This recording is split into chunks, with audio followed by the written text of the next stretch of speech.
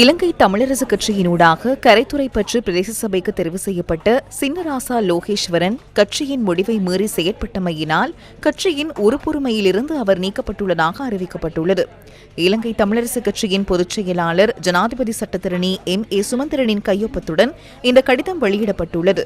2026 ஆண்டுக்கான கரைத்துறை பற்று பிரதேச சபையின் வரவு செலவு திட்டத்துக்கு எதிராக வாக்களிக்கும்படி கடந்த 24ஆம் தேதி அறிவித்தும் வரவு செலவு திட்டத்துக்கு ஆதரவாக வாக்களித்து கட்சியின் கட்டுப்பாட்டை மீறியதால் சின்னராசா லோகேஸ்வரன் கட்சியின் உறுப்பினர் பதவியிலிருந்து நீக்கப்படுவதாகவும் பொதுச் செயலாளரின் கையொப்பத்துடன் அனுப்பப்பட்டுள்ள கடிதத்தில் சுட்டிக்காட்டப்பட்டுள்ளது.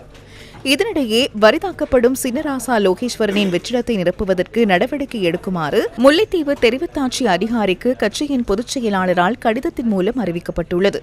இலங்கை தமிழரசு கட்சியின் சார்பில் தேர்தலில் போட்டியிட்டு கரைத்துறை பற்று பிரதேச சபையின் தவிசாளராக செயற்பட்ட சின்னராசா லோகேஸ்வரன் கடந்த மாதம் தனது தவிசாளர் பதவியை ராஜினாமா செய்திருந்தார்.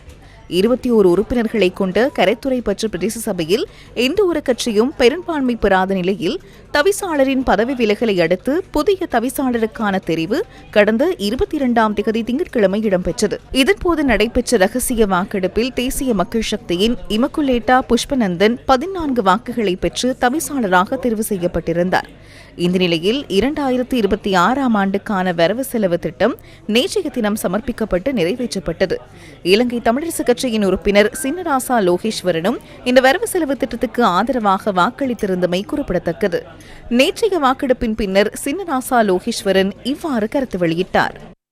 இலங்கை தமிழரசு கட்சி எனக்கு எந்த வேளையிலும் பாதீட்டுக்கு எதிராக வாக்களிக்க வலியுறுத்தவும் இல்லை என்பதனை நான் மிக தெளிவாக இந்த நேரத்தில் சொல்லிக்கொள்ள விரும்புகிறேன். என்னை பொறுத்தவரைக்கு மக்களினுடைய நலனுக்காக சில வரையறைகளை தாண்டி சுயாதீனமாக வேலை செய்ய வேண்டிய தேவை இருக்கிறது.